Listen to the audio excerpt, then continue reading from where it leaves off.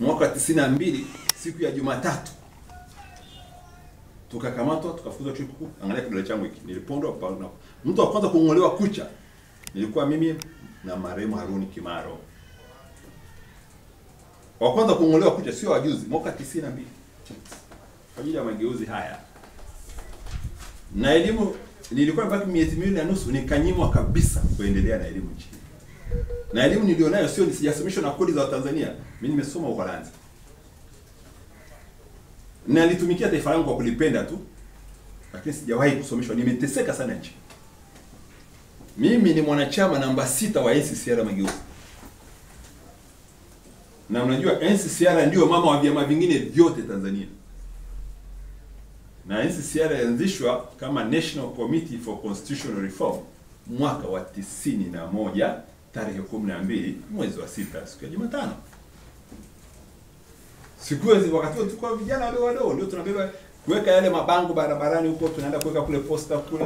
Viongozi wengine walikuwa wagawaga tukiwa na Mabere Marando akina Mzee Fundikira, lakini aliyetupa nguvu usiku ya kuweka yale mabango, vijana tunapigwa na maaskari mitaani, alikuwa mchungaji Mtikila, muulizeni. Akiwa anakemea wale mapolisi anawaambia sasa ya ukombozi ni sasa, CCM chama jambazi, roho ya shetani ndio kuzimu, mchungaji Mtikila. Sasa tupambane miaka yote hiyo tangu miaka ya 91 mpaka leo, alafu useme mimi ninaweza nikatoa eti tamko la kujitoa. Unajua ni bahati mbaya sana. Unajua mageuzi haya ndiko vizuri. Kuna wengine walianza mageuzi ya miaka 95 ndio tunaenda kwenye uchaguzi.